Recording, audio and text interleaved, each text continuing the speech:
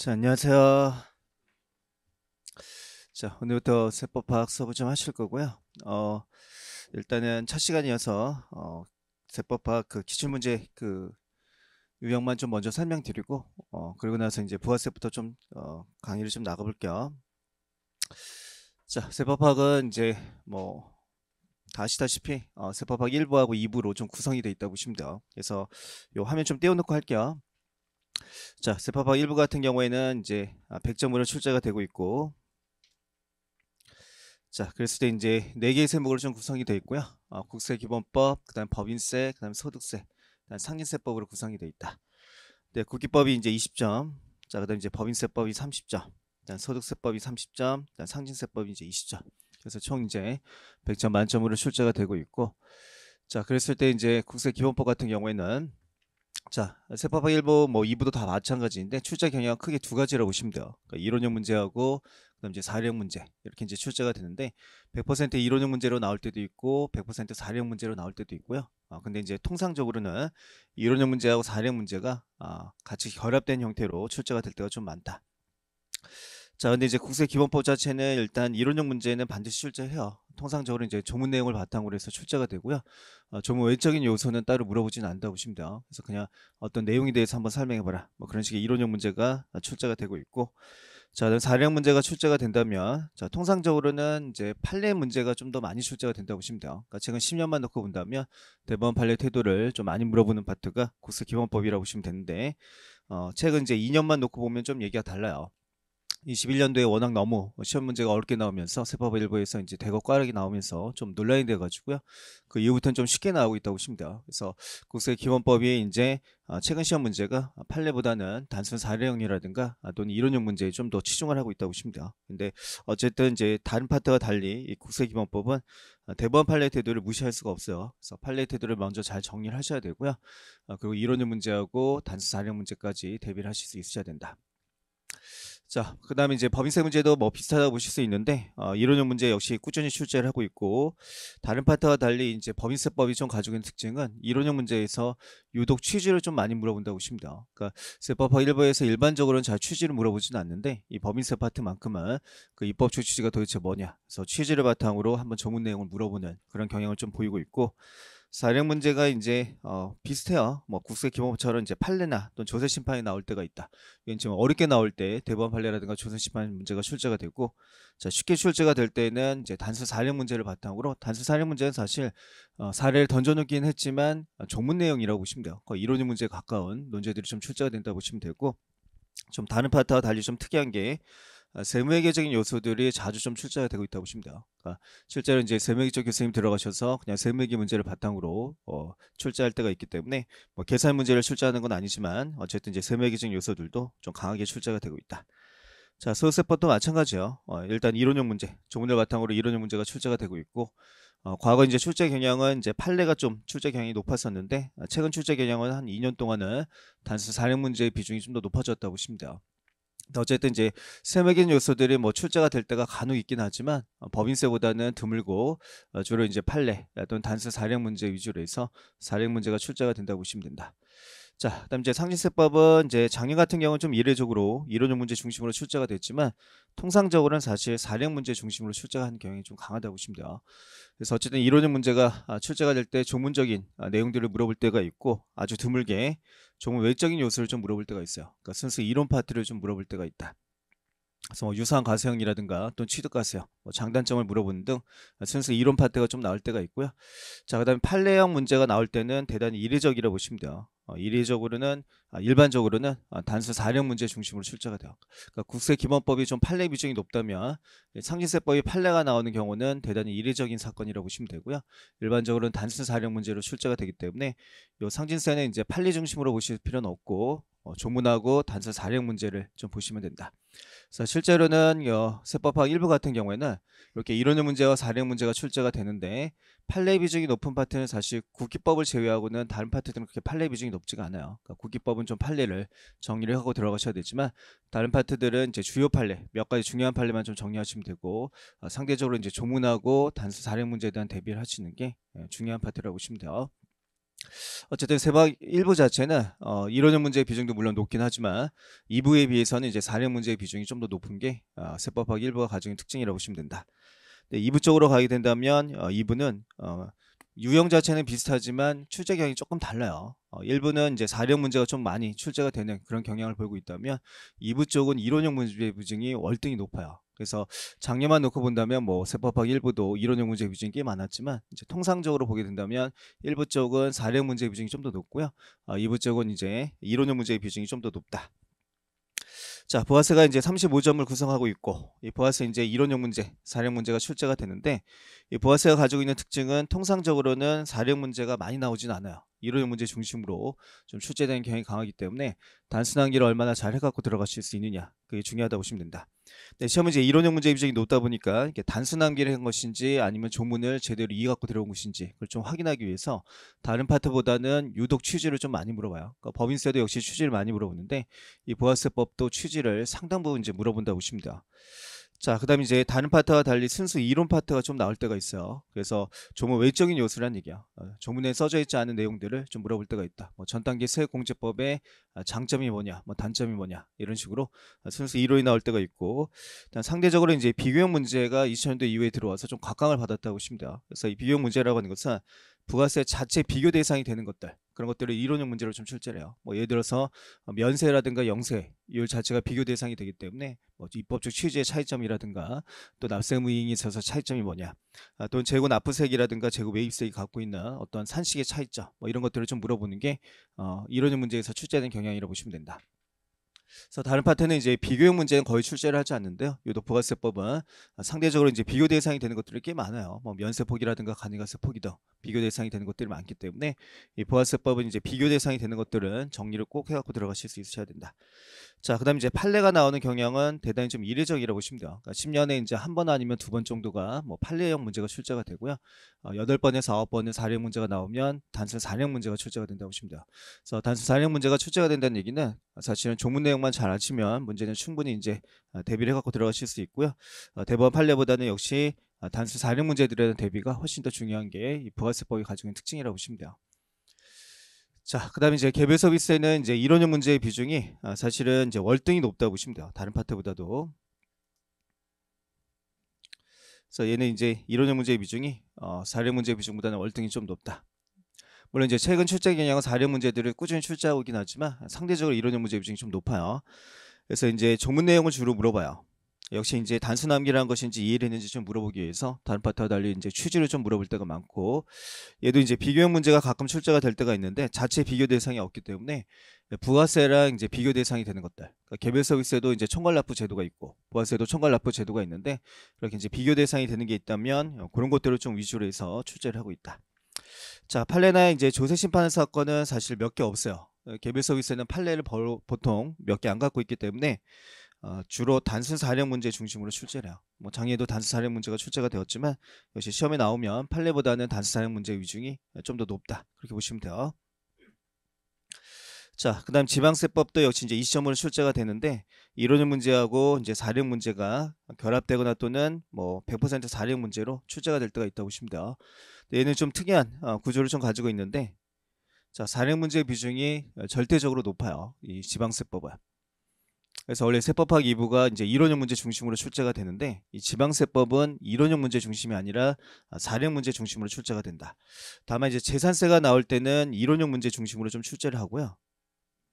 요 취득세라든가 또는 등록 면허세가 출제가 된다면 그때는 이제 사례형 문제 중심으로 좀 출제가 된다고 보시면 돼요. 자, 근데 이제 사례형 문제가 출제가 될 때 그때 한 10년만 놓고 본다면 한 8번 정도가 판례 쪽에서 출제가 된다고 보시면 돼요.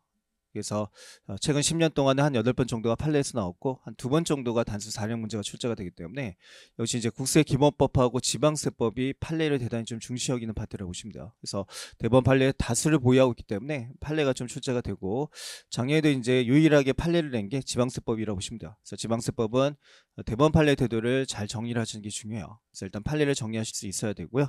그리고 나서 이제 판례를 잘 정리할 수 있다면 단수 사용 문제 정도는 쉽게 풀어나가실 수 있어요. 그래서 단수 사용 문제도 같이 좀 병행을 하시면 된다. 어쨌든 케이스 문제로 만들 수 있는 것들, 사용 문제로 출제가 될 수 있는 것들이 시험에서는 이제 주요 논제로 좀 작용을 하고 있다. 그렇게 보시면 돼요. 또 주요 판례를 갖고 있는 부분들, 거기가 이제 중요한 사항이라고 보실 수 있다. 자, 조특법은 일단 문제 경향은 뭐 두 가지요. 이론형 문제가 나올 때가 있고 사례 문제가 나올 때가 있는데, 물론 작년에는 이제 100% 이론형 문제로 출제가 되었지만 최근 5년만 놓고 보게 된다면 사례 문제의 비중이 훨씬 높아요. 그러니까 이례적으로 작년에 좀 이론형 문제 중심으로 출제를 한 것이었고요. 보통은 사례형 문제 중심으로 출제가 되고 있는데, 사례형 문제도 이제 다양하게 좀 출제를 하고 있다고 보시면 돼요. 판례가 나올 때가 있고, 아니면 세무회계적 요소를 출제할 때도 있고, 또는 단수 사례형 문제가 출제가 될 때도 있다. 근데 대법원 판례를 거의 보유하고 있지 않아요. 몇 개 보유하고 있지 않기 때문에 단수 사례형 문제의 비중이 좀 더 높다고 보시면 된다.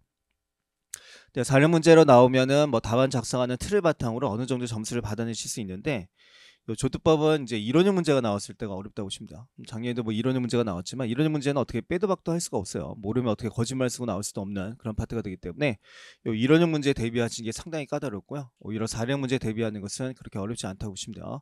그래서 이 조특법은 어쩔 수 없이 단순 암기를 좀 해갖고 들어갈 수밖에 없는 그런 파트이긴 하지만, 주요 논제들을 위주로 해서 먼저 정리를 하시고, 또 여러 개 되면 지엽적인 부분까지도 좀 보고 들어가셔야 되는 게 조세 특례 제한법 규정이라고 보시면 된다. 그래서 출제 경향은 뭐 그런 식으로 이렇게 이제 이론형 문제 아니면 사례형 문제가 출제가 된다. 그렇게 보시면 될 거고, 자, 교재는 이제 저희 수업은 이제 임팩트 교재로 나갈 거예요. 임팩트 교재로 그 수업이 좀 진행이 될 거고요. 현재 나와 있는 그 교재는 그 시행령은 아직 반영이 되어 있지 않아요. 법률 규정까지만 좀 반영이 되어 있는 사항이라고 보시면 돼요. 자, 부가세법부터 이제 나가게 될 텐데, 부가세하고 개별소비세는 올해 개정사항이 그렇게 많지가 않아요. 거의 개정사항이 없다 해도 과언이 아닐 정도로 별로 개정사항이 없어서요. 일단 부가세하고 개별소비세 좀 먼저 나갈 거고, 현재 교재는 이제 법률 규정까지만 좀 반영이 돼 있고, 올해 이번 주죠. 이번 주 아마 목요일 아니면 금요일 날 시행령 초안이 나올 예정이에요. 그래서 시행령 초안이 나오면 그 초안이 나오고 나서 그 초안 내용은 나중에 수업 시간에 별도로 좀 정리를 할 거야. 그러니까 부가세 다 끝나고 나서 아마 초안이 좀 나오게 될 것 같고, 초안 정리가 되는 대로 부가세 끝나고 나서요, 자료 배포해가지고 현재 시행령 초안이 어떻게 나와 있는지 좀 설명을 드릴 거예요. 근데 상대적으로 개정사항이 그렇게 많지가 않아요. 부가세법이 법률 개정사항도 거의 없고, 그 다음에 시행령 개정사항도 그렇게 이제 많지는 않다고 보시면 된다. 어쨌든 이제 교재는 이제 임팩트 교재로 나가게 될 텐데, 자, 저희가 이제 나중에 이제 세법학은 어쨌든 암기를 바탕으로 하는 좀 과목이 되다 보니까 단권화 작업을 잘 하실 수 있는 게 중요해요. 그러니까 단권화라고 하는 것이 이제 한 권의 책에 이제 어떻게 해라, 정리를 해라, 그런 개념이라고 보시면 된다. 그래서 제가 이제 단권화를 좀 오해하신 경향이 있는데, 한 권의 책만 봐라, 그게 단권화가 아니고요. 한 권의 책으로 정리를 하라, 그게 단권화라고 보시면 돼요. 그러니까 한 권의 책으로 정리를 할 수 있는 상태로 만들어 주셔야 된다. 그래서 이제 유해생 같은 경우에는 아마 나중에 이제 모의고사 과정을 보실 수도 있고, 또는 모의고사 아마 책으로 공부를 하시는 경우도 있으실 수 있을 거예요. 어쨌든 뭐 모의고사 과정을 듣게 된다면, 자, 모의고사 과정에서 배우는 사항들이 있어요. 배우는 사항들이 있는데 책에 좀 빠져 있는 내용들이 있더라, 아니면 뭐 최근 판례여가지고 책이 좀 빠져 있었다면, 그 내용을 어떻게 갖고 오셔야 되냐면 가지고 오셔야 돼요. 임팩트 책에 이제 공간이 있을 테니까 가지고 와가지고 거기에 이제 다시 좀 써놔야 돼요. 어떤 내용들이 더 추가가 돼야 되는지. 그래서 이렇게 이제 모의고사에서 배운 내용들도 가지고 오셔야 되고, 또 만약에 판례집을 보시게 된다면, 자, 판례집에 있는 사항들이 있을 거예요. 뭐 사실관계가 좀 더 자세하게 설명이 돼 있다든가, 아니면 이제 좀 빠진 내용들이 있었다면 그 판례집에 있는 내용들도 임팩트 책에 가지고 와가지고 거기에 정리가 되셔야 돼요. 그래서 나중에는 이제 모의고사나 판례집은 보지 않고 최종 정리를 할 때는 임팩트 책으로 정리를 할 수 있게 그렇게 보셔야 되고, 제 책을 보신 분들은 이제 둘 중에 어느 하나를 가지고 단권화를 해요. 그래서 임팩트보다는 좀 더 얇은 코어 책이 있는데, 그 코어 책은 좀 요약 정리가 더 된 책이에요. 그래서 그 책으로 정리하시는 경향도 있고, 임팩트로 정리하시는 경향도 있는데, 어쨌든 어느 한 권의 책을 선택하셨어요. 거기에 이제 최종적으로 정리가 되실 수 있으셔야 된다. 자, 근데 이제 유해생이었다면 되도록이면 임팩트 책 가지고 정리하시는 게 좀 더 바람직하다 보시면 돼요. 그러니까 코어 책보다는 임팩트 가지고 정리하시는 게 좀 더 바람직하고요. 원래 코어 책은 처음 만든 의도는 지하철 타고 다니고 있을 때 왔다 갔다 할 때 그냥 두꺼운 책을 보기 좀 그러니까 얇은 책으로 좀 보라고 만든 용이었는데 좀 바뀌어가지고 지금은 코어 책으로 많이 정리를 하고 계시긴 하지만 원래 유의생야 때문에 되도록이면은 임팩트 책 가지고 정리하시는 게 좀 더 바람직하다고 보십니다. 좀 지역적인 부분까지도 출제가 되고 있고 그 부분에 대한 대비도 하실 수 있으셔야 되기 때문에 뭐 둘 중에 하나를 선택하시면 되겠지만 저는 이제 유의생이었다면 임팩트, 뭐 동차생이었다면 코어 가지고 할 수 있겠지만 임팩트 가지고 대비를 하시는 게 좀 더 바람직하다. 어쨌든 이제 한 권의 책으로 정리할 수 있는 상태, 그 상태가 되게 계속해서 이제 첨가하거나 또는 빼는 부분도 아마 생기시게 될 거예요. 그래서 더하거나 빼는 방식을 통해 가지고 교재를 본인만 이제 알아볼 수 있게 단권의 작업을 좀 해 나가셔야 된다. 자, 거기까지만 좀 보시고요. 자, 순서는 이제 세법학 2부가 개정 사항이 비교적 덜 있어요. 1부보다는 덜 있기 때문에 부가세법을 먼저 나갈 거고, 그리고 개별소득세를 나가고, 그리고 지방세법을 그 다음에 보시게 될 거예요. 근데 조특법 개정 사항은 좀 많아요. 상대적으로 많기 때문에 조특법은 맨 마지막에 수업을 좀 뒤로 돌려놨어요. 그래서 일단 지방세까지 나가고 나서 다시 1부로 돌아갈 거야. 1부로 돌아가가지고 국세 기본법, 그 다음에 이제 법인세, 그 다음에 소득세, 상징세 이 순서대로 수업은 좀 진행이 될 거고요. 올해 이제 개정이 좀 더디게 이루어졌어요. 그래서 법률 개정도 좀 늦게 나왔고 또 시행령 개정안도 생각보다 좀 늦게 나와가지고요. 아마 시행령 그 발표가 날 때쯤이가 아마 2월 중순이 넘어야지만 아마 시행령이 좀 확정이 될 것 같아요. 그래서 책이 나오는 시점도 좀 늦어진다고 보시면 돼요. 아마 빨라야 아마 2월 말쯤 그쯤에 아마 책이 나올 가능성이 높아서요. 상당 부분은 이제 재본된 교재로 수업이 좀 진행이 될 거예요. 그러니까 아마도 소득세까지는 아마 재본된 교재로 나갈 가능성이 높고요. 상징세부터 이제 본 교재로 나갈 가능성이 높다고 보시면 돼요. 그리고 이제 조세특례 제한법은 정규 수업 시간에 잡혀 있지 않아요. 정규 수업 시간에 잡혀 있지 않고 별도의 보충 강의로 좀 진행이 될 거예요. 어쨌든 그 실강으로 진행을 할 거예요. 실강으로도 진행을 해드릴 거고 동영상 강의로도 제공을 해드릴 거예요. 그래서 조특법은 이제 나중에 개정사항이 좀 많기 때문에요.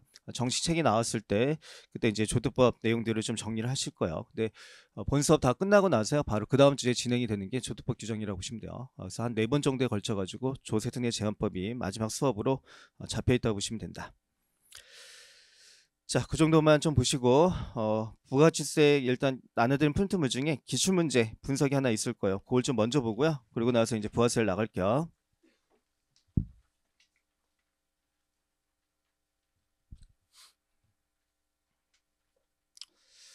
자, 부가세 이제 최근 기출문제 이제 유형을 좀 다시 분석해 놓은 것인데, 자, 부가세는 이제 다른 법보다는 이제 출제 경향이 이제 2부 쪽에 있다 보니까 이렇게 이제 이론형 문제의 비중이 월등히 좀 높은 그런 이제 출제 경향을 보이고 있다고 보시면 돼요.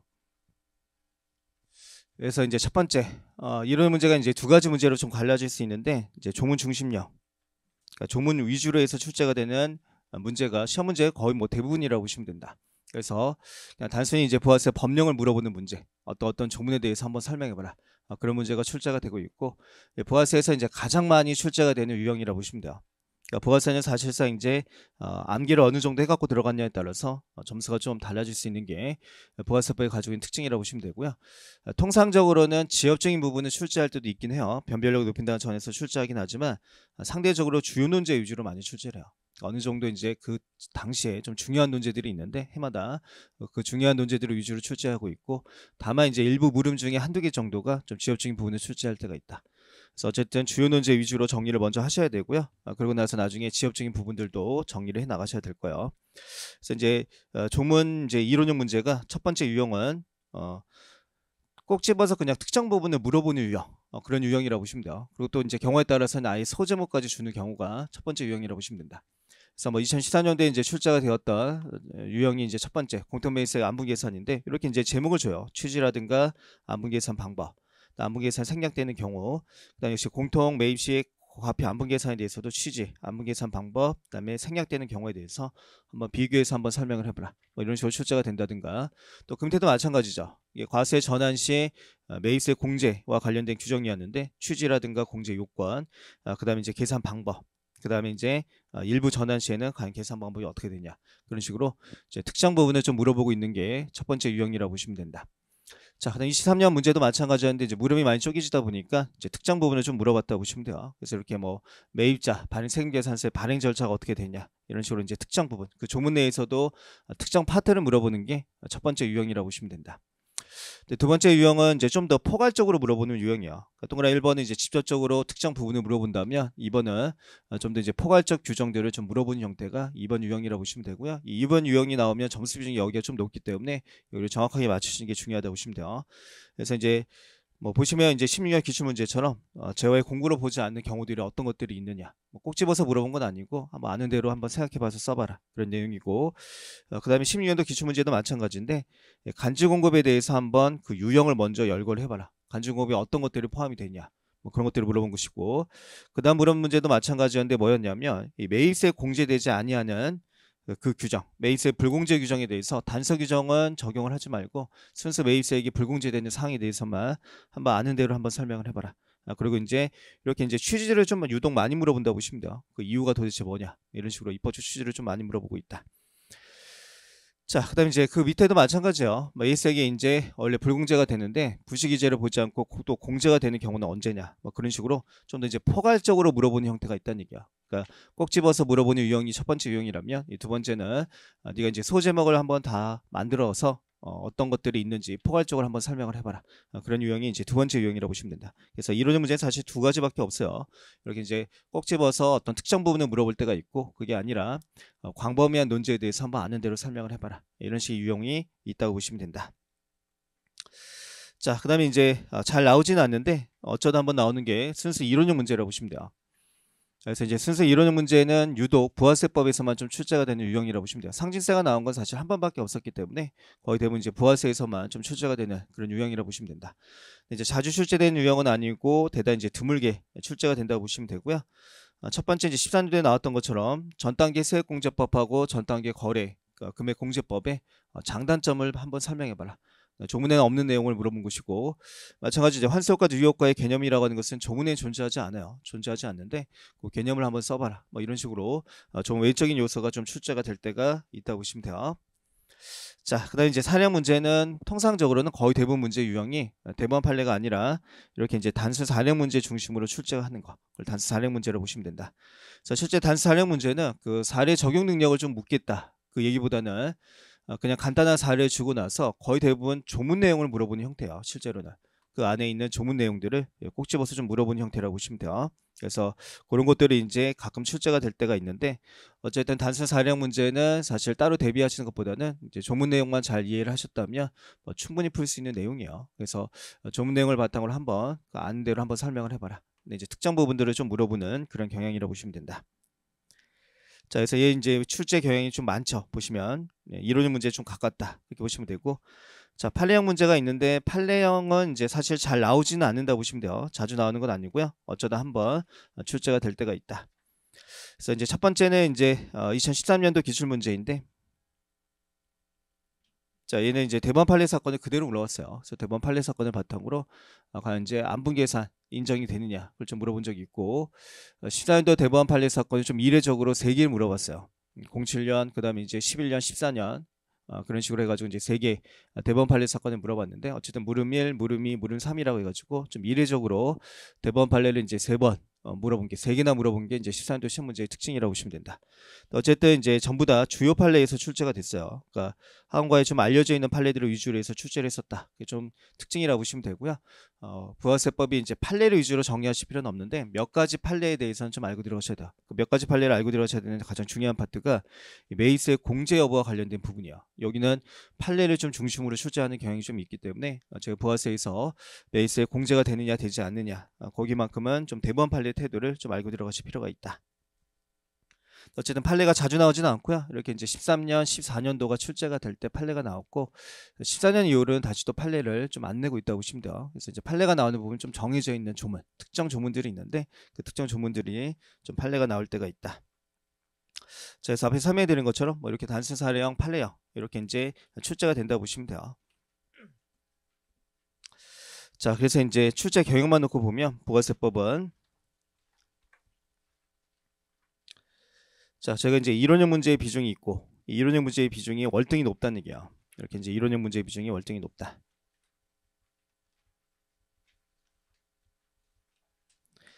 자, 근데 이제 이론형 문제에서 이제 혼용돼서 같이 나오는 형태가 뭐냐면 이제 단순 사례형 문제예요.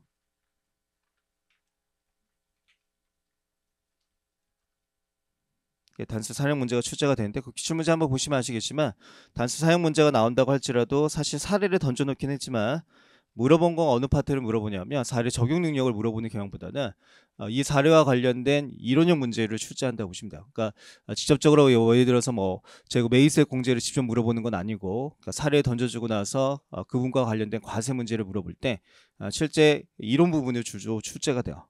뭐 산식이 어떻게 되냐 뭐 이런 식으로 물어보는 경향을 보이고 있어서 단수 사례형 문제도 사실은 이론형 문제에 좀 가깝게 출제가 되고 매우 드물게 그냥 순수 사례형 문제가 나올 때도 있긴 해요. 10년도 시험 문제가 그런 경향을 보였었는데 아예 이론을 물어본 건 아니고요. 이 사례에서 그러면 과세냐 면세냐 그럼 한번 판단해봐라 그런 사례형 문제가 나올 때도 있긴 하지만 이렇게 이론형 문제의 비중이 절대적으로 높다.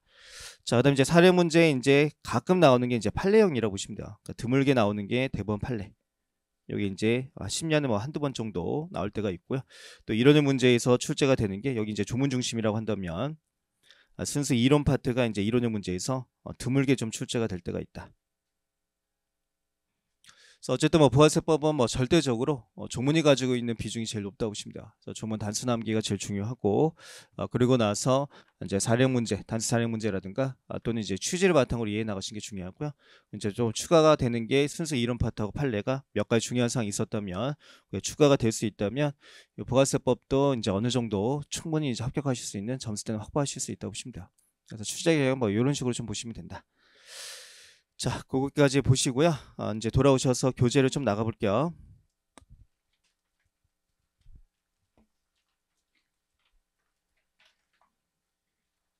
자, 일단 법은 이제 부가세법부터 좀 먼저 나갈 거예요. 부가세를 먼저 나갈 거고, 그리고 이제 개별소비세 이 순서대로 나갈 건데, 자, 세법 파악에서 제일 중요한 세목이 부가세법이요. 점수가 일단 35점이고요.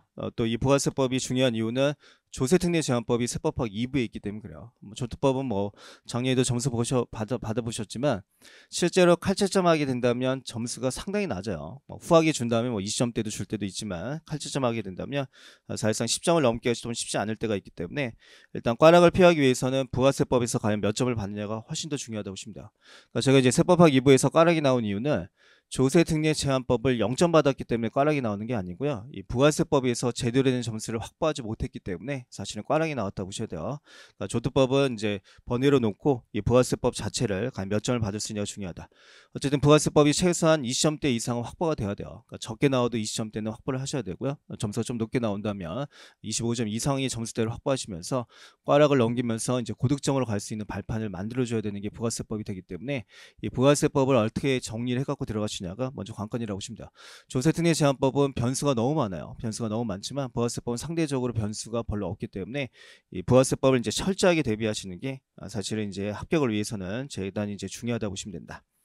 그래서 부가세법은 이렇게 이해하시면 돼요. 사실 어느 게 중요하다 안 중요하다 그렇게 정리하시는 것보다는 되도록이면 이제 전 조문을 골고루 다 정리하고 들어가시는 게 훨씬 더 중요하고요. 또 작년처럼 이제 출제 경향이 조문의 상당 부분을 그냥 다 여러 가지 주제를 동시에 물어볼 수도 있기 때문에 어쨌든 물음을 쪼개서 조문의 앞부분, 중간 부분, 뒷부분까지 다 하라면서 다 물어볼 수 있기 때문에 이 부가세법은 거의 뭐 전 조문을 암기하다시피 정리를 해 나가시는 게 중요하다고 보시면 될 거예요. 다만 이제 기본 강의 시간에 제가 색깔을 좀 구분해서 좀 밑줄을 칠게요. 그래서 일단은 가장 중요한 논제였다면 좀 빨간 색깔을 좀 칠 거고요. 그 다음에 이제 주요 논제 중에서 조금 중요성이 좀 떨어진다 그래도 그러면은 노란 색깔을 칠 거고 일단 좀 지엽적인 부분이다 그리고 출제 가능성이 좀 낮은 부분이면 색깔을 좀 구분해서 쓸게요. 그래서 가장 중요한 논제면 이제 요 빨간 색깔을 좀 표시를 할 거고 그러니까 A급 논제면 빨간 색깔, B급 논제면 노란 색깔을 좀 표시를 할 거고요. C급 논제면 그 다음에 이제 연두 색깔을 좀 표시를 할게요. 그래서 이렇게 이제 강약 조절을 좀 하실 필요는 있기 때문에 색깔을 구분해서 좀 표시를 해드릴 거예요. 자, 어쨌든 이제 특히 유예 때는 공부하실 때 어떻게 하셔야 되냐면 주요 논제만 보고 들어가실 수는 없어요. 동차 때와 뭐 저희가 주요 논제만 보고 들어가시는 게 맞다고 보셔야 되겠지만 유예 때는 이제 주요 논제만 보고 들어가실 수 없기 때문에 공부량의 한 7, 80%는 당연히 어디가 할애가 돼야 되냐면 주요 논제 위주로 공부를 해 나가셔야 돼요. 그러나 이제 동차 때와 달리 유예 때는 지역적인 부분도 어쨌든 공부량이 일정 부분은 반영이 돼야 된다. 뭐 20%, 30%까지 뭐 보긴 좀 그렇지만 그래도 어쨌든 여기 한 80%로 공부를 한다면 특정 부분에 이제 시간을 내 가지고 한 20%는 지역적인 부분들도 정리를 해 나가실 수 있어야지만 그래야지만 이제 고득점의 길이 좀 열리게 돼요. 그리고 또 남들보다 차별화될 수 있기 때문에 지엽적인 부분들도 반드시 이제 시간의 일부분은 좀 할애를 하실 수 있으셔야 된다. 자, 그랬을 때 이제 첫 번째 과세형이 나와 있는데, 자, 과세형은 사실은 시험에 나온 적이 한 번도 없고요. 그다음 출제 가능성이 높지가 않아요. 상대적으로는. 그래서 이제 주요 논제로 작용하고 있는 건 아닌데 일부 논제만 좀 간략하게 보시면 충분하다. 자, 그래서 이제 주로 정리를 하게 된다면 어느 쪽을 보고 들어가셔야 되냐면 이 소비형 부가세를 위주로 해가지고 정리를 하시면 돼요. 그래서 이제 첫 번째, 두 번째 유형보다는 우리나라가 취하고 있는 소비형 부가세법을 바탕으로 해서 정리해 나가시면 된다. 자, 얘는 이제 국민 총생산형을 볼 거냐 아니면 소득형을 볼 거냐 소비형 볼 것이냐, 그거는 자, 부가가치세를 계산할 때 이제 어떻게 계산을 할 것이냐, 지금 매입액을 어디까지 인정해 줄 것이냐, 그거에 따라서 좀 차이가 생기게 된다.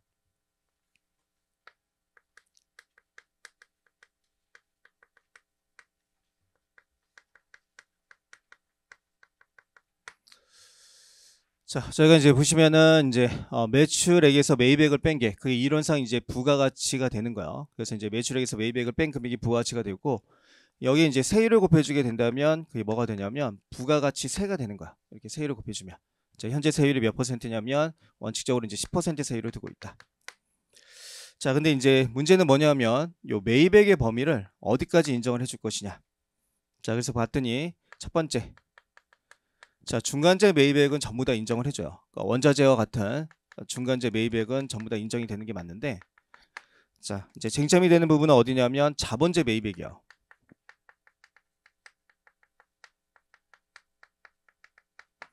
자, 기회장치와 같은 자본재 매입액도 그럼 얘도 매입액으로 인정을 해줄 것이냐. 근데 제가 매입액으로 인정이 된다면 어떤 효과가 생기냐면, 자, 앞에가 매출세액이야. 가로를 풀어보면. 그럼 이제 뒤에가 뭐가 나오냐면 매입세액이 나오게 되기 때문에, 그리고 기회장치를 매입하게 되었을 때 과연 매입세액을 공제시켜 줄 것이냐.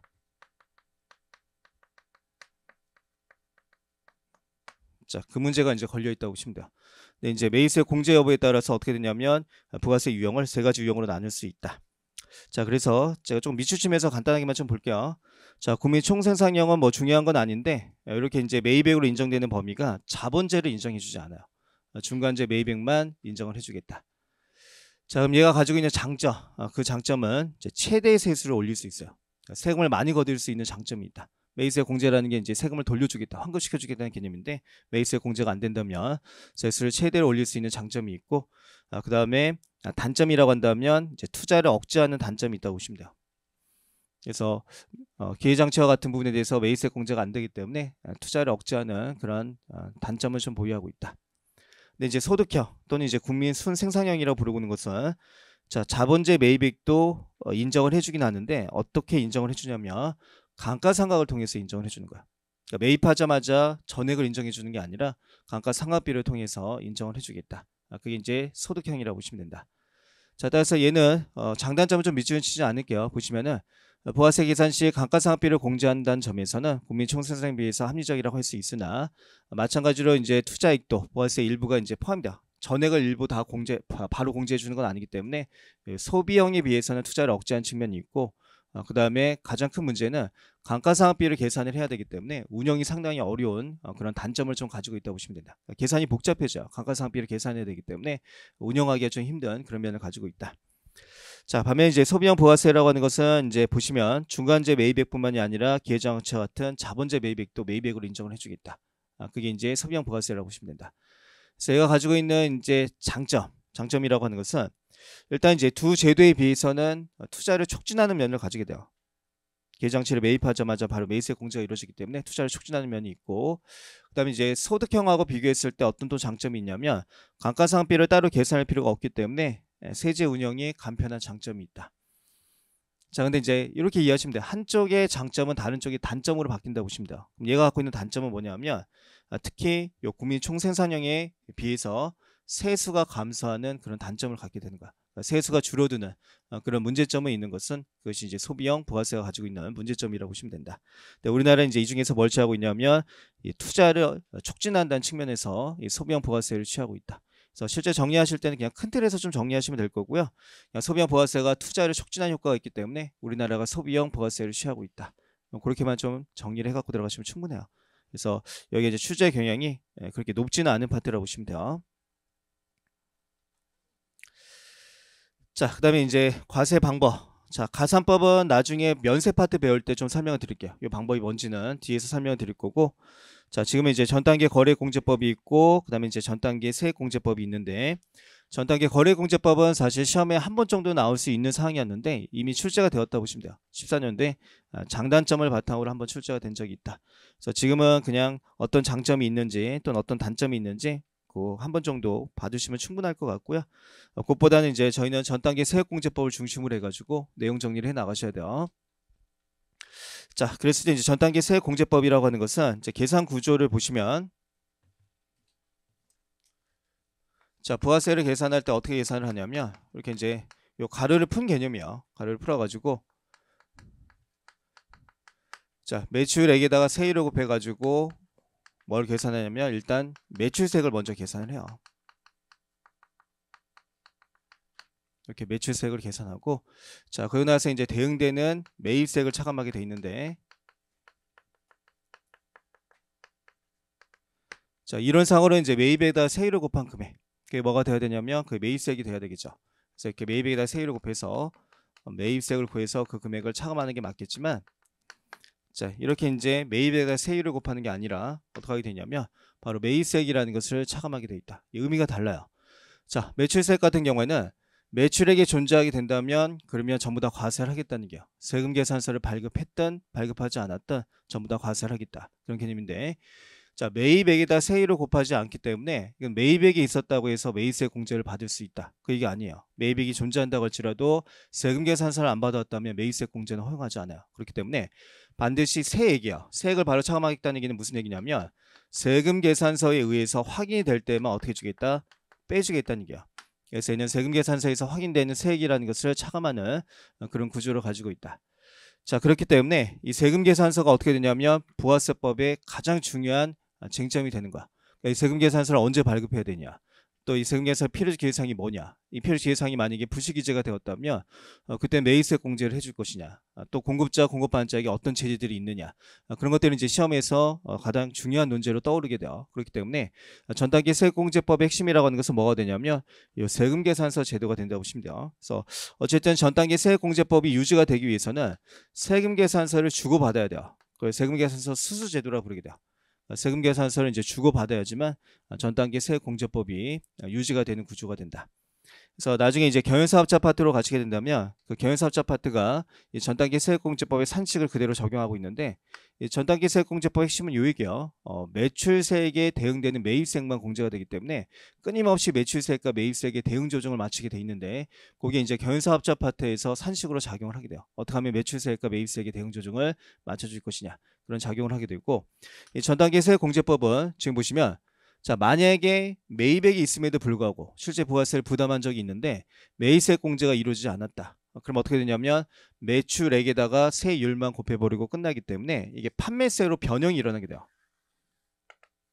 자, 창출한 부가가치에 대해서 과세하는 게 아니라 판매세로 변형이 일어나는 문제점을 가지고 있다고 보시면 돼요. 그래서 실제 매입액도 있었고 그다음 부가세도 부담한 것이 확인된다고 할지라도 세금 계산서를 안 받아왔다면 매입세 공제가 허용이 안 돼요. 허용이 안 되기 때문에 얘가 매입세 공제를 받지 못하게 된다면 판매세로 변형되는 문제가 생기게 된다.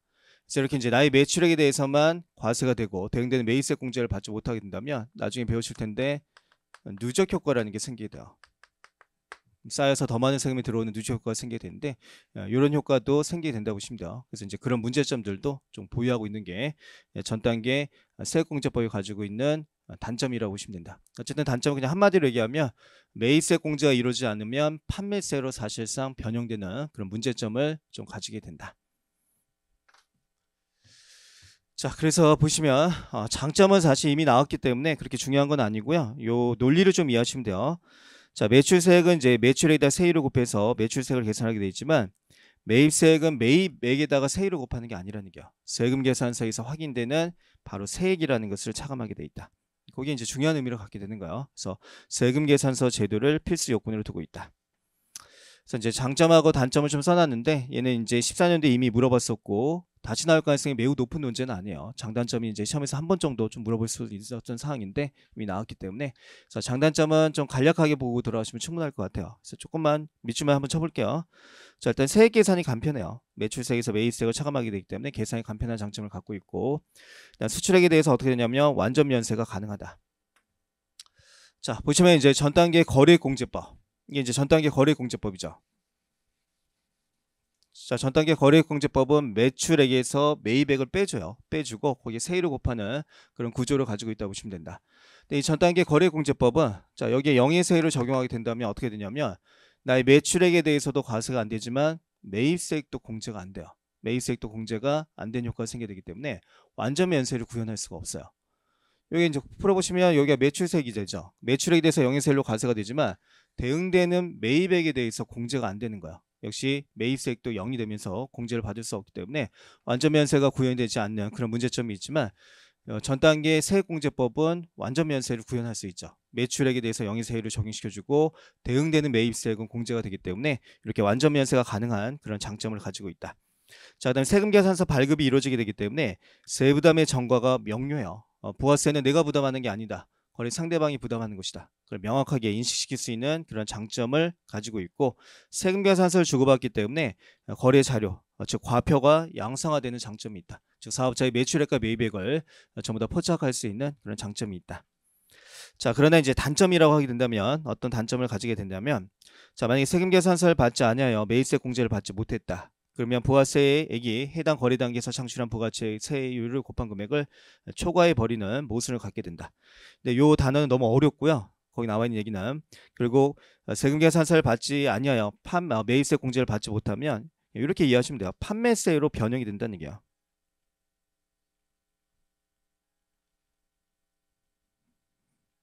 그래서 이제 판매세로 변형이 되는 문제점을 가지고 있다. 그러니까 창출한 부가가치에 대해서 과세하는 게 아니라 판매세로 바뀌는 그런 문제점을 좀 보유하게 된다. 자, 그렇게 좀 기억을 하시면 되고요. 그리고 나서 뭐 그럴 가능성은 낮지만 14년 문제처럼 똑같이 또 다시 전 단계 거래공제법과 전 단계 세액공제법의 장단점을 쓰라고 한다면 이렇게만 아시면 돼요.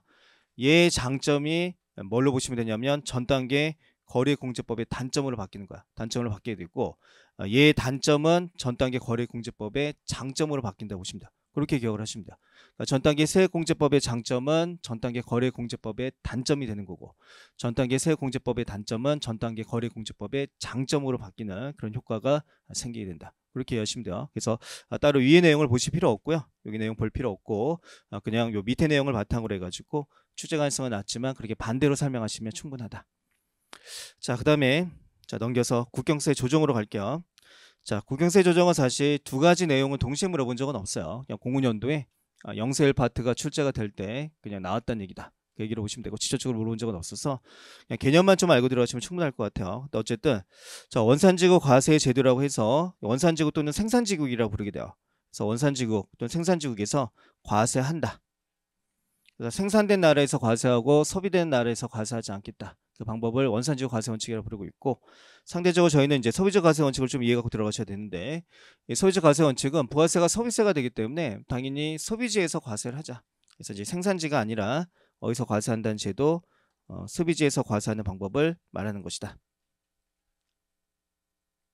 그래서 이제 소비적 과세 원칙이 갖고 있는 이제 특징이라고 하는 것은 이렇게 생산된 나라와 소비된 나라의 세율이 부가세 세율이 서로 다른다고 할지라도 수입제와 국내 생산재화의 부가세 부담이 동일한 장점을 가지고 있다. 그래서 이게 수입제하고 국내 생산재화의 부가세 부담이 동일한 장점을 가지고 있다.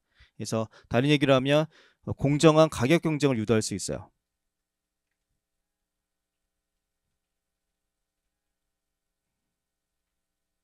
그래서 이제 부가세 세율에 따라서 가격이 달라지는 문제가 생기지 않기 때문에 결국 이제 수출과 수입 시 공정한 가격 경쟁을 유도할 수 있는 그런 장점을 가지고 있다.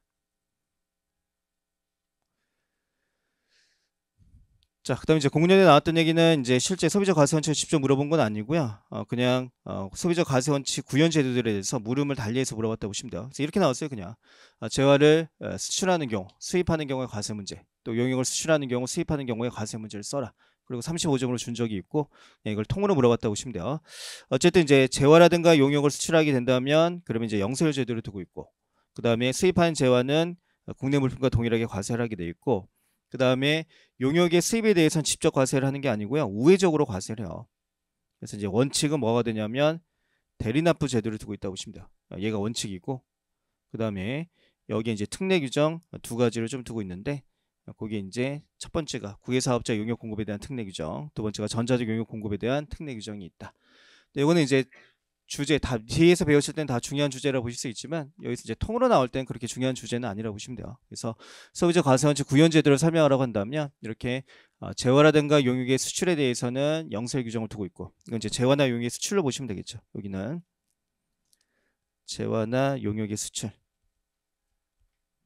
수출에 대해서는 이제 영세 규정을 적용하게 돼 있고, 자, 재화의 수입에 대해서는 국내 물품과 동일하게 과세를 하겠다, 이런 얘기고, 용역 수입은 이제 세관의 확인을 거치지 않기 때문에 직접 과세를 할 수 없어서 이제 우회적으로 과세를 해요. 그래서 우회적으로 과세하는 방법을 좀 두고 있다.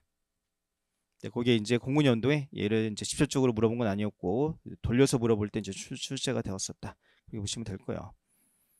자, 여기까지 이제 이론 파트라 보시면 되고요. 좀 넘기셔서, 자, 보아세 이제 총칙으로 갈게요. 자, 첫 번째 이제 정의가 나와 있는데, 자, 재화의 정의가 이제 17년도 시험 문제였었어요. 근데 판례를 좀 갖고 있기 때문에 정의는 알고 들어가셔야 돼요. 어쨌든 중요한 것은 이제 물건이 아니라 세법학에서 권리가 포함된다는 게 중요하다. 그래서 재화라고 하는 것은 재산적 가치가 있는 물건 또는 권리를 의미하고 있다. 17년도 시험 문제가 이렇게 나왔어요. 재화의 개념을 써라. 근데 생각보다 잘 쓰지 못했다고 보시면 돼요. 17년도에도 이제 대곡가락이 좀 나왔었는데 2부 쪽에서 실제 재화의 정의를 제대로 쓴 분이 별로 없었다고 보시면 된다. 이제 물어봤을 때 이제 이것만 물어본 건 아니었겠죠. 그 밑에 것까지 설명을 해야 되는데 그 밑에 것까지 설명하기가 좀 쉽지는 않았고, 지금은 이제 재화의 정의를 다시 물어볼 가능성은 높지는 않기 때문에 이렇게 재화란 재산적 가치가 있는 물건 또는 권리를 의미한다. 그 정도만 보고 들어가시면 될 거예요. 그다음 유가증권 뭐 처리 문제는 아실 걸 생각하고 따로 설명 안 드릴 거고요. 자, 용역으로 가면, 자, 용역의 정의를 좀 물어봤었는데 역시 쓰기가 쉽지는 않아요. 근데 어쨌든 용역이라고 하는 것은 이렇게 재화 외에 재산적 가치가 있는 모든 영과 그 밖의 행위를 용역이라고 부르고 있다. 자, 역시 17년도에 개념을 한번 써봐라, 그게 이론형 문제로 한번 나온 적이 있다. 자, 근데 이제 동그라미 네 번째만 좀 보시면 이 중에서, 자, 용역의 범위에 이제 뭐가 포함되냐면 부동산 임대업이 포함돼요. 부동산 임대업이라고 좀 기억을 하시면 돼요. 수업 목적화에는 이제 임대업을 알고 들어가시는 게 중요하다. 자, 근데 이 임대업의 범위에서 다음은 아예 과세에서 제외를 시키겠다. 과세에서 제외되는 경우가 있다. 첫 번째가 전다 가서 목장용지 임야 염전 임대업이야. 자, 왜 이제 제외를 시키냐면 그 이유는, 취지는 뭐냐면, 자, 임차인 농민에게 전가될 우려가 있기 때문에 그래요.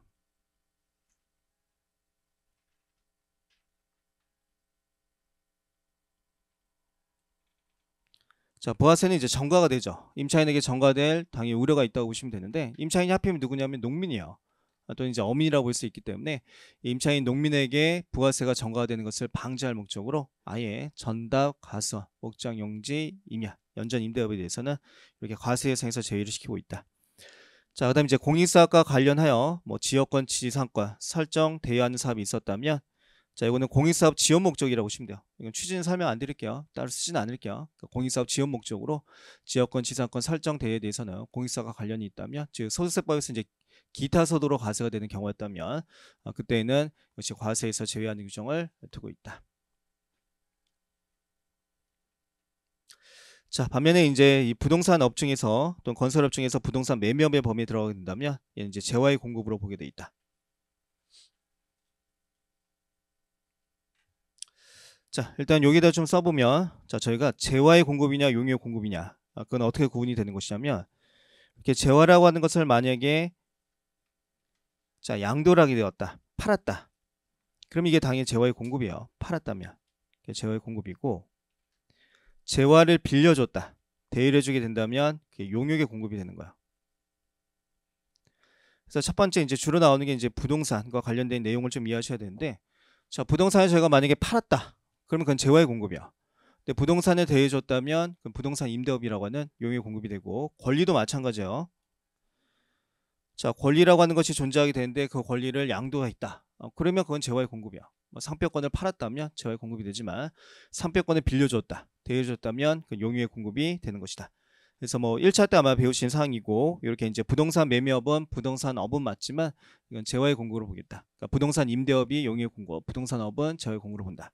여기가 중요한 이유가 아직 시험에 한 번도 나오진 않았지만 대법원 판례들을 좀 확보하고 있고 단순 케이스 문제로 좀 출제 가능성이 있기 때문에 그래요. 그래서 이제 중요한 사항이 요 사항이요. 한 과세 기간 중에 1회 이상 취득, 2회 이상 판매하는 사업을 하고 있다면 부동산 매매업으로 보게 돼 있고, 자, 그다음에 이론 문제에서는 부동산 매매업의 정의는 물어볼 수 있기 때문에 이 앞부분도 알고 들어가셔야 되는데, 자, 부동산 매매를 봤더니 사업 목적으로 나타내요. 부동산을 판매하는 사업을 하고 있더라. 자, 그럼 그것도 부동산 매매업으로 보겠다. 이제 동그라미 1번은 이제 대표적인 사례가 뭐냐면 케이스가 사업자 등록을 아예 해버린 거예요. 그러니까 내가 이제 부동산 매매업자로 사업자 등록을 해버렸다. 그러면 그거는 부동산 매매업자로 보겠다. 자, 그 얘기야. 근데 이 동그라미 2번은 사업자 등록을 한 적은 없다는 얘기야. 한 적은 없다고 할지라도 한 과세 기간 중에 보니까 1회 이상 취득, 2회 이상 판매를 했다면 그러면 얘도 사업자로 보고 뭘로 하게 돼 있냐면 부동산 매매업자로 보겠다. 근데 이게 어디까지나 예시적 규정이에요. 잘 생각해 보시면 예시적 규정으로서 뭐에 대한 예를 설명한 것이냐면 계속 반복성을 갖췄다면 그게 사업자가 되는 것이다. 그렇기 때문에 부동산 매매업자로 보겠다. 그 얘기를 설명한 것에 불과하다고 보시면 돼요.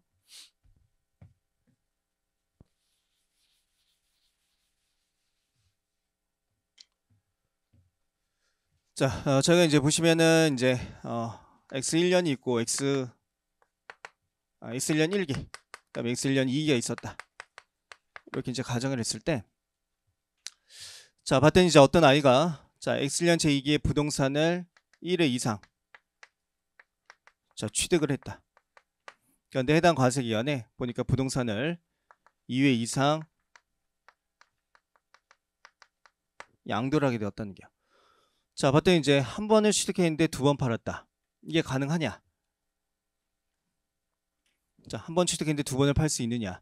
이게 불가능해요. 보시면은 자, 하나를 취득했는데 두 개를 판다는 것은 불가능하다고 보시면 된다. 근데 이게 가능한 경우는 언제냐면, 이게 가능해지려면 그전 과세 기간에 부동산을 취득한 적이 존재해야지만, 그러니까 취득한 부동산이 있어야지만 뭐가 가능하냐면 해당 과세 기간에는 한 번만 취득했는데 두 번을 팔 수 있는 거야.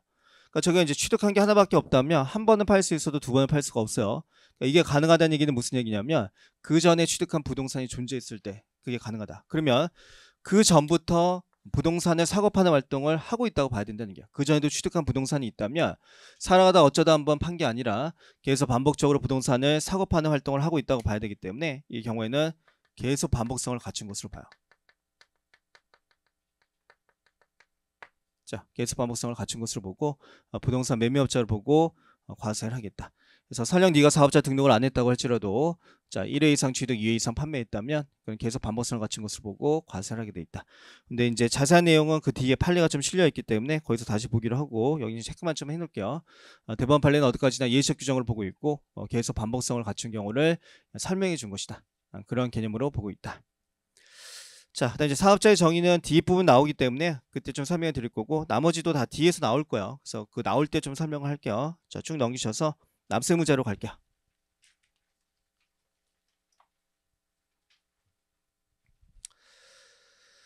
자, 납세무자는 이제 시험에서 중요한 논제 중에 하나요. 부가세법에서 이제 11년 이후로 출제가 안 되고 있기 때문에 이제 주요 논제 중에 하나이고 이론형 문제로도 물론 나올 수 있지만 케이스 문제가 가능한 파트예요. 그래서 이론형 문제의 비중보다는 사실 사례형 문제, 판례 아니면 단수 사례형 문제가 출제가 될 때 이 납세무자 파트가 좀 나올 가능성이 꽤 있다.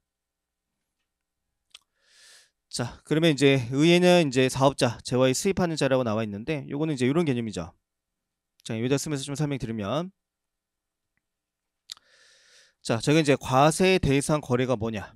부가세법은 이제 소비세가 되기 때문에 과세 대상이 되는 거래에 대해서 이제 과세를 하게 돼 있는데 이게 이제 세 가지가 존재하게 돼요. 첫 번째가 재화의 공급에 대해서 과세를 하게 돼 있고 또 두 번째가 용유의 공급이야. 용유의 공급에 대해서도 과세를 하게 돼 있고 마지막이 재화의 수입에 대해서 과세를 하게 돼 있다. 그러니까 용역의 수입은 세간의 확인을 거치지 않기 때문에 직접 과세를 할 수가 없어요. 그래서 우회적으로 과세를 하게 돼 있고 이렇게 재화의 공급, 용유의 공급, 그 다음에 소비적 과세 원칙 구현을 위해서 재화가 수입되는 경우에도 과세를 하게 돼 있다. 자, 그러면 이제 과세상 거래가 세 가지가 있었다면, 자, 그에 따른 누가 존재하게 되냐면 납세 의무자가 존재하게 되는 거야. 자, 그에 따라서 납세 의무자가 존재하겠죠. 그래서 이제 재화나 유용 공급은 공급하는 사업자가 된다. 얘는 반드시 누가 공급을 해야 되냐면 사업자가 공급을 해야 돼요. 자, 만약에 이제 비사업자가 공급을 했다 그러면 과세를 하지 않아요. 그래서 공급하는 사업자. 그래서 저희는 이제 이 사업자의 정의를 반드시 알고 들어가셔야 되고, 자, 반면에 수입의 경우였다면 누가 되냐면 수입하는 자가 납세의무자가 되는 것이다. 그래서 이제 사업자의 정의를 직접 물어본 적은 없지만 꼭 알고 들어가셔야 된다.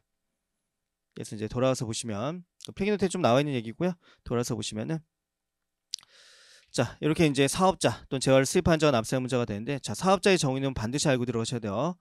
사업 목적이 영리이든 비영리든 관계없이 사업상 독립적으로 재화나 유용을 공급하는 자를 말하는 것이다. 그래서 일단은 첫 번째 영리성은 갖출 필요가 없다. 자, 그 얘기를 하고 있는 것이고, 그 다음 두 번째 사업성을 갖춰야 돼요. 대법원 판례에 들어가시면 이 사업상이라는 표현을 어떻게 해석하고 있냐면, 대법원 판례의 태도는 계속 반복성을 갖춰야 된다는 얘기를 한 거예요. 그러니까 저희가 사업자가 되기 위해서는 어떤 성격을 갖춰야 되냐면 계속 반복성을 갖춰야 된다. 세 번째, 독립성을 갖춰야 돼요. 독립성이 주어야 되고, 자, 마지막 요건이, 자, 과세가 되는 과세 대상인 재화나 용역을 공급해야 돼요. 그러니까 면세 대상이면 안 되고, 이것도 당연히 과세 대상이 되는 재화나 용역을 공급했을 때, 그때만 이제 사업자로 보게 돼 있다. 근데 제가 이제 1차 시험 보는 건 아니기 때문에 요 단은 중요치 않아요. 별표시 나와 있는 것처럼 뭐 국가 지자체도 법인세와 달리 부가세 납세 의무를 진다. 그 표현 중요치 않고, 2차 때는 이제 사업자의 정의 자체를 좀 암기를 해갖고 들어가실 수 있으셔야 돼요. 그래야지만 이제 케이스 문제가 나올 때 관계 법령을 좀 쓰실 수 있다. 자, 그래서 요거는 그냥 필기노트 가지고 설명해 드릴게요. 화면 띄워놓고.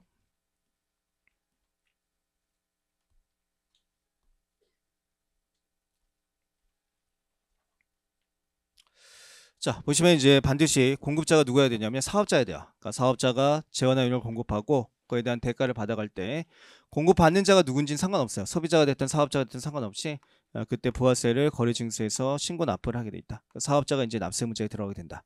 자, 근데 자, 국가도 이때 부가세 납세 의무가 있느냐? 자, 국가 같은 경우 또는 지자체 같은 경우에, 자, 예를 들어서 국가가, 자, 서울에서 이제 부산으로 소비자를 이제 운송해주는 운송 용역을 제공해주고 있더라. 즉 KTX 용역을 제공해주고 있었을 때, 자, 요금이 얼마였냐면 5만 원이었다. 그러면 이때 부가세가 과세가 돼야 되냐? 국가가 공급하는 용역에 대해서도. 자, 그래도 과세가 되죠. 왜 과세가 되냐면, 자, 부가세는 조세 부담의 전가가 예정돼 있어요. 전가 예정돼 있기 때문에, 자, 보시면 이렇게 소비자로부터 부가세를 받아오는 거야.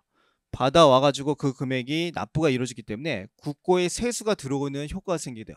그러니까 세수의 실익이 있기 때문에 국가도 뭐가 되냐면 과세 실익이 있다는 점을 고려해서 부가세법상 납세 의무자의 범위에 들어간다. 국가가 납세 의무자의 범위에 들어간다는 얘기는 어떻게 이해하시면 되냐면 사업자의 정의 자체는 영리성을 띄웠든 비영리성을 띄웠든 상관이 없다는 얘기야. 그래서 왜 비영리성을 띄워도 과세를 하게 되냐면 조세 부담의 전가가 예정되어 있기 때문이야. 그러니까 실제로는 공급하는 자가 부담하는 게 아니라 소비자가 부담을 하게 되어 있기 때문에 조세 부담의 전가가 예정되어 있다는 점을 고려해서 공급자가 굳이 영리성을 갖출 필요는 없다. 그러니까 영리든 비영리든 관계가 없다고 보시면 돼요.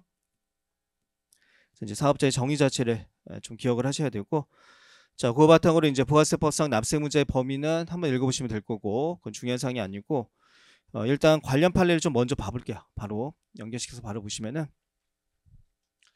자, 부동산 매매업자가 어쨌든 다수의 판례를 갖고 있어요. 근데 주요 판례를 꼽히고 있는 건 따로 없어요. 어떤 판례가 중요하다 이게 꼽히는 건 아니고 다수의 판례를 갖고 있는데 그 판례를 바탕으로 단순 사례형 문제를 좀 만들어낼 수 있는 게 부동산 매매업이라고 보시면 돼요. 그래서 부동산 매매업은 어쨌든 아직 시험에 나온 적은 없지만 항상 주요 논제로 대비를 갖고 들어가셔야 된다. 그래서 다수의 판례 또 다수의 조세심판서가 갖고 있기 때문에 참고해서 그 케이스 문제 만들기가 쉬워요. 그렇기 때문에 부동산 매매업은 알고 들어가셔야 되는데, 여기 이제 두 가지 단어가 중요하다고 보시면 돼요. 첫 번째가, 자, 어디까지나 현 조문은 뭐냐면 예시적 규정에 불과하다. 그래서 예를 들어 설명한 것이지 한정 규정이 아니라는 게요. 그 요건이 충족이 돼야지만 그때 한정에서만 부동산 매매업자를 보겠다. 그게 아니라 현재 이제 부가세법에서 정하고 있는 이 규칙, 1회 이상 취득, 2회 이상 양도. 이 횟수라고 하는 것은 어디까지나 예를 들어서 설명해서 불과하다. 계속 반복성을 설명하기 위한 예시적 규정에 불과하다.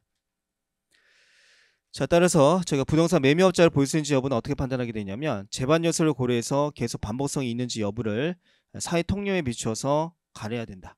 그러니까 사회 통념에 따라서 이런 경우에는 계속 반복성을 갖춘 것으로 볼 수 있다. 그럼 뭘로 보게 되냐면 부동산 매매업자를 보는 게 맞다.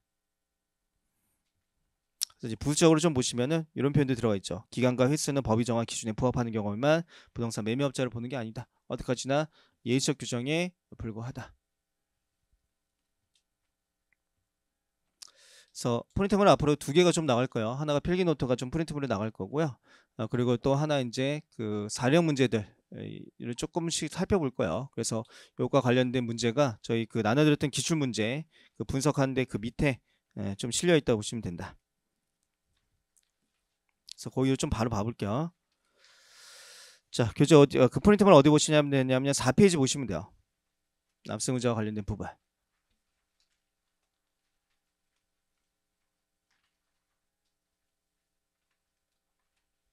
그래서 이게 대법 판례 사건인데 한 번만 좀 풀어볼게요, 같이. 자, 보시면은 거주와 갑은 이제 18년, 자 12월 19일 강원도 소재 A 건물을 제3자에게 양도하게 되었다. 그래서 이제 보니까 사실관계 보니까 자 건물을 어떻게 했냐면 팔았다. 양도세 신고 납부를 했다. 가상하청이 이제 거주자 갑이 자 16년부터 2020년까지 부동산 25에 걸쳐 취득을 하고 24에 양도한 사실을 확인하고 자 그 다음에 이제 갑이 어떻게 했냐면 부가세 부과 처분을 했다는 얘기야.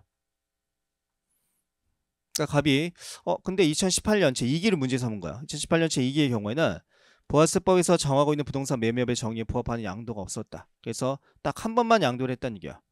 분명히 조문에는 이제 1회 이상 취득, 2회 이상 양도를 해야 되는데 취득한 적은 없고 한 번밖에 안 팔았다. 한 번밖에 팔지 않았기 때문에 이건 법이 정한 요건이 충족되지 않지 않느냐. 그래서 2018년 제2기 부가세 부과 처분은 위법하다고 주장을 하고 있다는 얘기야. 자, 그러면 자 물음을 봤더니 부동산 매매업의 정의를 한번 서술해보고 이게 법에서 정한 이제 정의를 쓰라는 얘기죠. 그리고 부가세 부과 처분의 타당성에 대해서 한번 논해봐라. 점수가 이제 10점이었다고 가정을 한번 해볼게요. 그러면은 이제 저희 답안지로 따지면 지금 답안지로 따지면 이제 한 페이지에서 한 페이지 반 정도가 서술의 범위가 돼야 된다. 자, 근데 문제 제기는 사실 꼭 하셔야 되는 건 아니에요. 점수가 이제 10점 이하였다면 굳이 안 해도 돼요. 점수가 이제 비중이 높았다. 뭐 작년 같은 경우에 이제 지방세법이 이제 물음 1번이 15점으로 출제가 되었는데 뭐 그렇게 점수 비중이 높았다면 문제 제기를 하는 게 타당하다고 보실 수 있겠지만 점수 비중이 그렇게 높은 편은 아니었다면 문제 제기를 꼭 해야 되는 건 아니라고 보시면 돼요. 네, 어쨌든 이 문제 제기를 그냥 간단하게 한 거예요. 그래서 보시면 양도 횟수가 법이 정한 기준에 미달한다. 그런 경우에도 과연 부동산 매매업자를 볼 수 있느냐. 그게 이제 쟁점이 되고 있다. 자, 관계법령에 사업자가 반드시 들어가셔야 되는 건 아니다. 왜냐하면 사업자를 물어본 건 아니고 부동산 매매업자 정의에 부합하냐 여부를 물어봤기 때문에 이걸 꼭 쓰셔야 되는 건 아니에요. 이거는 써도 되고 안 써도 되는 사항이라고 보시면 돼요. 사업자. 그런데 이제 점수율이 높았기 때문에 그냥 한번 써본 거예요. 일단 쓰면 교수님께서 혹시 관계법령에서 좀 더 추가 점을 줄 수도 있기 때문에 그냥 아는 사항은 되도록이면 쓰고 나온다고 생각하시면 돼요. 시간이 허락된 이상. 그러니까 이제 부동산 매매업의 정의를 물어봤기 때문에 얘는 뭐 답안지에 반드시 들어가야 되죠. 그걸 물어봤는데 그걸 안 쓰고 나올 수는 없기 때문에 그러니까 여기 이제 일정 부분 점수를 할애하겠다. 그게 들어가 있다고 봐야 되니까 정의가 반드시 들어가셔야 된다. 자, 어쨌든 그래서 요 정의도 암기를 하셔야 돼요. 이렇게 이론형 문제로도 물어볼 수 있기 때문에 그래서 부동산 매매를 자 지금 보니까 어떻게 했냐면 사업 목적으로 나타내서 판매하는 경우. 근데 이제 요게 의도니까 요건 반드시 들어가야 되겠죠. 지금 보신 것처럼 이제 1회 이상 취득, 2회 이상 판매라는 단어가 요 단어가 반드시 들어가야 된다. 어쨌든 여기서 뭐 2점이 됐든 3점이 되었든 교수님이 아마 점수를 넣었을 거고 거기서 이제 채점이 좀 이루어진다고 보시면 돼요.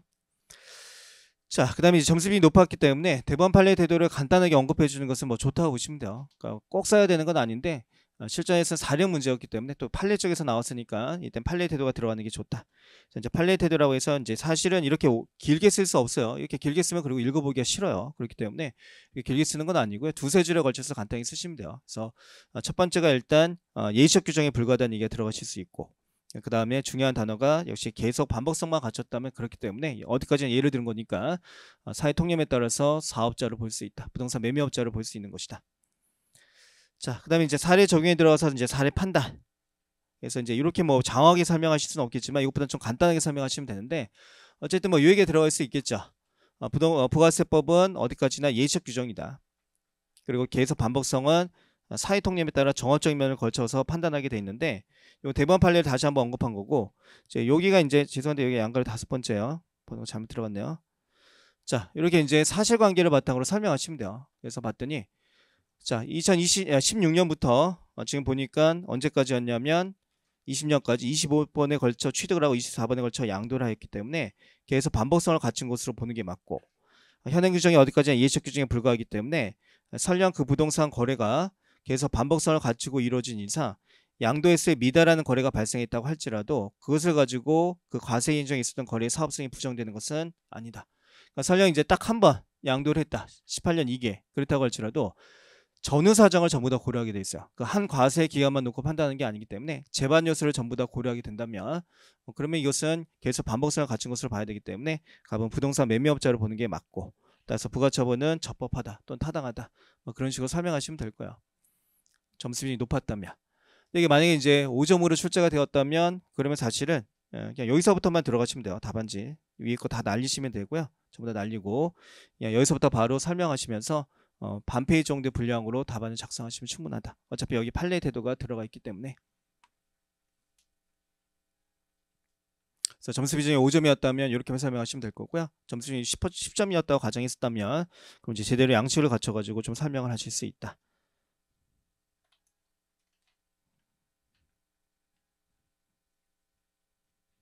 이게 7점이었어도 이렇게 설명하시면 돼요. 7점이면요. 여기 한 2점 아니면 3점이라고 봐야 되니까. 그러면 그냥 첫 번째 부동산 매매업자의 정의를 바로 설명하시면 되고요.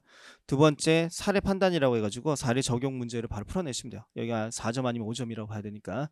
이제 10점이었다고 가정을 한다면 이렇게 좀 더 양식을 갖춰가지고 쓰시는 게 맞고요.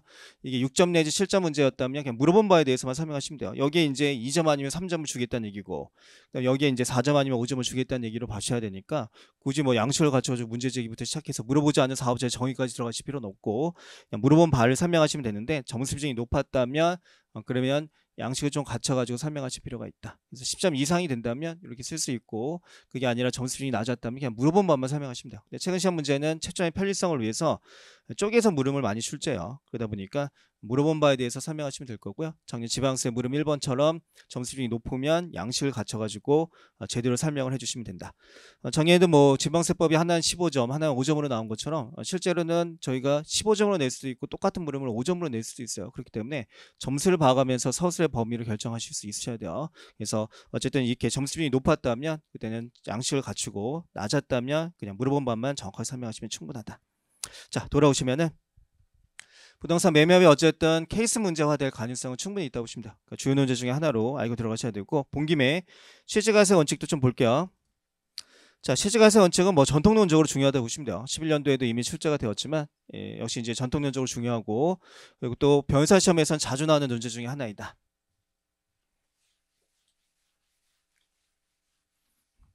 부가세법이 이제 아주 어려운 논제들을 많이 들고 나오는 것보다 기본이 되는 사항을 많이 물어보기 때문에요. 실질과세 원칙에서 출발이 돼요. 나중에 매입세 공제 여부에서 중요한 사건이 있기 때문에 명의장 사업장을 좀 알고 들어가셔야 돼요.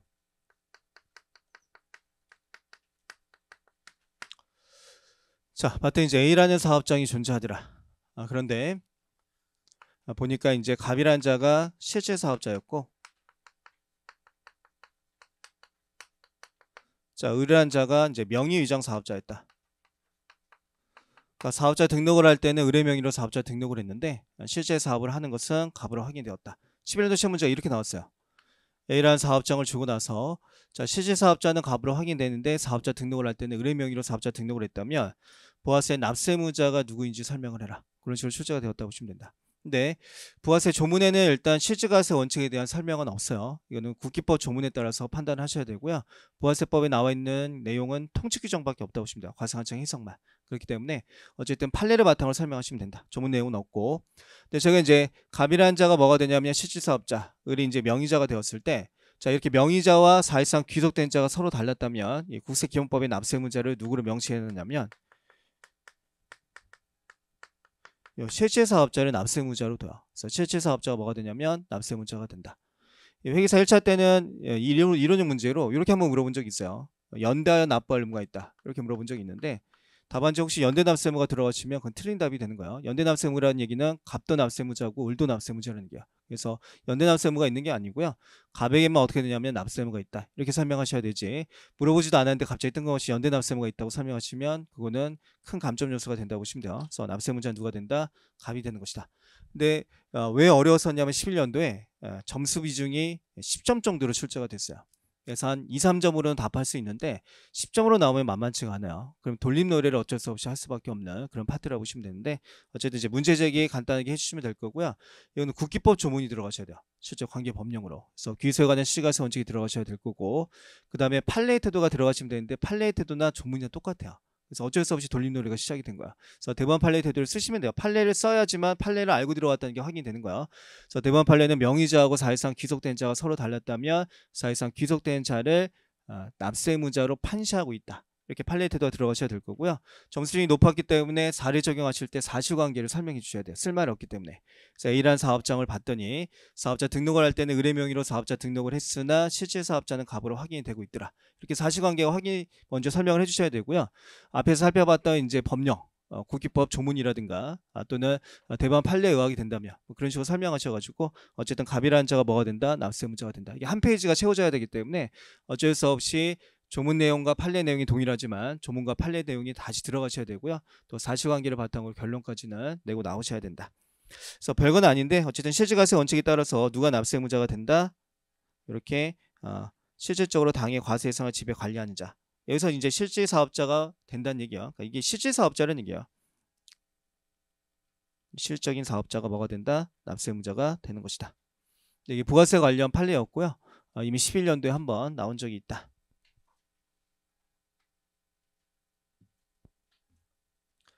자, 그다음 이제 세 번째는 이제 동차 때는 안 보고 들어가는 판례고요. 유예 때는 그냥 결론만 알고 들어가시면 되는 판례라고 보시면 돼요. 자, 국가나 지자체가 어느 단체에게 시설 관리 등을 위탁을 하게 되었다. 자, 국가나 지자체가 어느 단체에게 위탁을 했다는 얘기야. 시설을 위탁했다. 자, 그래서 이제 이를 사용 수익하게 하고 그 단체가 자신의 명의 계산으로 제3자에게 제한의 의무를 공급하는 경우였다. 자, 중요한 게 그 단체의 명의였다는 얘기야. 자, 국가의 명의가 아니라 그 단체의 명의와 그 단체의 계산으로 제3자에게 제한의 의무를 공급하는 경우였다면 납세무자는 누가 되는 것이냐? 국가냐 아니면 그 단체가 되는 것이냐?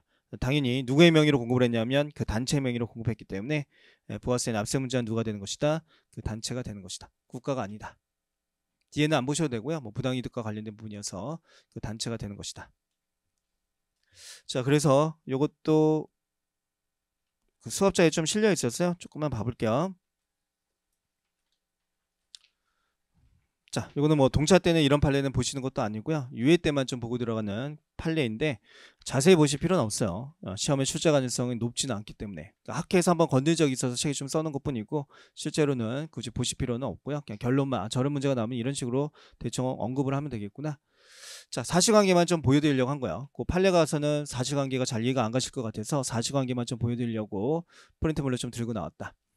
자, 보시면 이제 갑은 98년 8회경 자, 지자체 을과 을소의 수령관에 대한 운영관리 위탁 또 수탁 협약을 체결하여 그 계약을 여러 차례 갱신하여서 자, 이 을이 소유한 이 사건 수령관을 관리 운영을 하고 있더라. 그러니까 원래 지자체가 소유하고 있는데 이제 위수탁 계약을 맺어가지고 이렇게 요 갑이라는 자가 어떻게 하고 있냐면 현재 관리 운영을 하고 있다. 뭐 그런 얘기죠.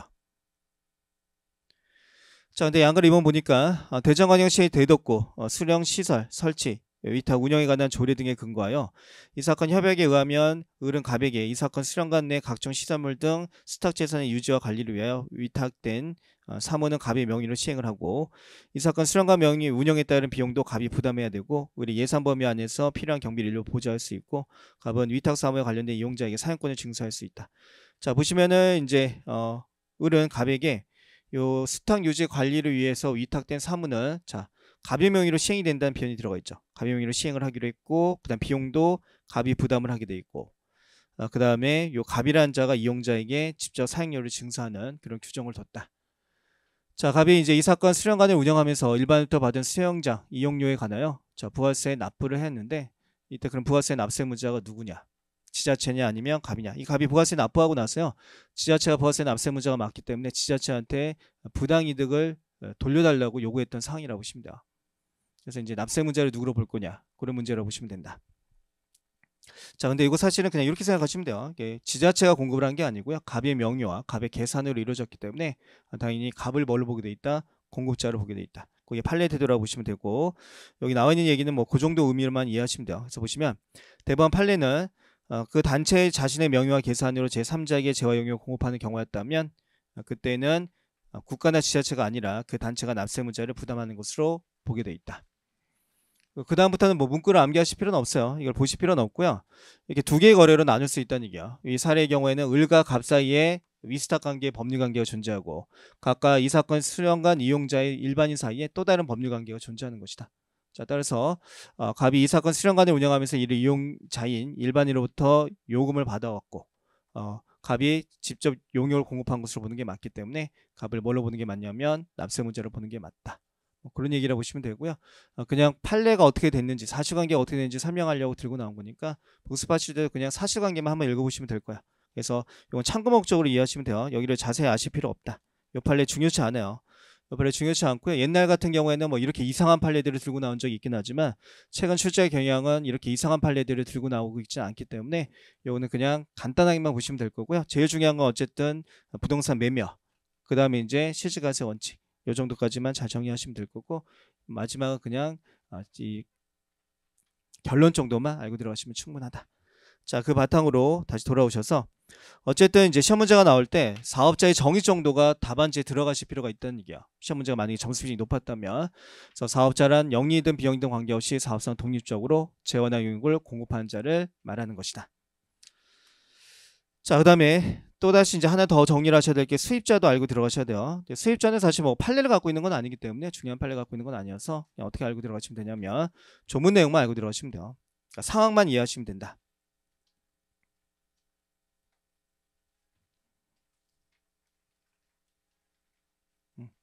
그래서 팽이노트로 따지면 이 부분을 좀 보시면 돼요.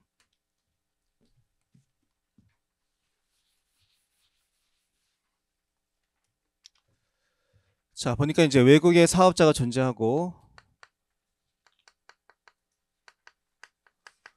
자, 그 다음에 이제 국내에 수입자가 존재하더라. 그래서 이제 이렇게 과세 대상 재화라고 하는 것이 세관의 확인을 거쳐서 자, 수입이라는 게 되고 있다. 이렇게 이제 세관의 확인을 거쳐서 수입이 되고 있더라. 자, 그러면 이때 재화의 수입에 대해서 자, 누가 납세문자가 되는 것이냐. 자, 원래 부가세법은 납세문자가 누구냐면 공급하는 자가 납세문자예요. 그래서 원래 공급자인 외국의 이제 사업자가 납세문자가 돼야 되지만, 자, 이 공급자가 지금 하필이면 어디에 있냐면 국외에 머물고 있기 때문에 얘한테 과세권을 행사할 수가 없어요. 공급자에게 직접 과세권을 행사할 수 없다. 자, 따라서 독특한 규정을 두고 있는 거예요. 공급자 대신에 누구를 납세문자로 두겠다? 공고를 받는 자. 공급자가 아니라 공고를 받는 자를 납세문자로 두겠다. 그러니까 공급자가 아니라 공고를 받는 자가 되기 때문에, 자, 첫 번째 사업자 여부를 불문해요. 사업자일 필요가 없죠. 공급을 하는 자가 아니라 공고를 받는 자가 되기 때문에, 그래서 사업자 여부를 불문하고 어떻게 하게 되냐면 수입자가 납세문자가 된다. 그 용도나 목적을 불문하게 되는데 그거는 중요치 않아요. 1차 시험 보시는 거 아니기 때문에 2차 때는 그냥 사업자 여부를 불문하고 납세문자가 된다. 자, 근데 얘가 비사업자일 수가 있죠. 그럼 비사업자가 직접 관할세무서에 부가세를 신고 납부한다는 것을 기대할 수가 없어요. 기대할 수 없기 때문에 어차피 세관장이 이 수입자로부터 관세라는 것을 받아가요. 관세를 받아가게 되기 때문에 절차 규정은 어떻게 되고 있냐면 이 세관장이 이 수입하는 자로부터 부가세를 거래 징수를 하는 거야. 관세를 부과할 때 관세 예에 따라서 부가세도 함께 거래 징수를 해달라. 부가세를 부과하고, 그러고 나서 이제 이 부가세를 관할 세무서에 이렇게 전달해주게 돼 있다. 그런 절차 규정을 두고 있다. 근데 납세문자를 물어보게 될 때, 자, 수입의 경우에 납세문자가 누구냐고 물어봤을 때, 요 답안지에 세관장이라고 쓰신 분들이 꽤 많아요. 세관장이 부가세법상 납세문자이다. 이렇게 설명하시는 분들이 계신데 그건 틀린 답이 되는 거야. 징수절차법상 그냥 세관장이 예로부터 부가세를 거래 징수해서 관할 세무서에 전달한다는 개념이고요. 납세문자는 누구라고 쓰셔야 되냐면 수입자를 납세문자로 쓰셔야 돼요. 그러니까 납세문자는 수입자가 된다. 다만 관세 예에 따라서 이제 세관장이 어떻게 하는 것이냐면 부가세를 거래 징수하는 것 뿐이다. 자, 그래서 돌아와서 보시면 자, 수입자가 나온 적은 없는데 기본 개념을 알고 들어가셔야 돼요. 그래서 이렇게 보시면은 재화의 수입이라는 단어가 나왔다면 그러면 재화를 수입한 자를 납세문자가 된다. 그 다음에 여기는 뭐 중요한 표현은 아닌데 이렇게 세관장이 수입자로부터 관세 이에 따라서 부가세를 징수하게 돼 있다. 자, 그다음 이제 수입자는 뭘 불문한다? 사업자인지 여부를 불문한다. 사업자 여부와 관계가 없다. 자, 그 정도 표현까지만 좀 이해하시면 될 거예요. 이제 11년 기출 문제가 이제 통치에서 한번 나왔는데 시지가세 원칙과 관련시켜서는 이렇게 보시는 것처럼 누가 납세문자가 되냐면 사실상 귀속된 자, 그 자가 납세문자가 된다. 명의자가 아니라 사실상 귀속된 자가 되는 것이다. 농어가 부업은 제가 설명 안 드릴게요. 뭐 요거는 세법학에서 중요한 사항이 아니기 때문에 한번 읽어보시면 될 거고. 자, 거기까지만 보시고요. 잠시만 쉬었다가 나머지를 나갈게요.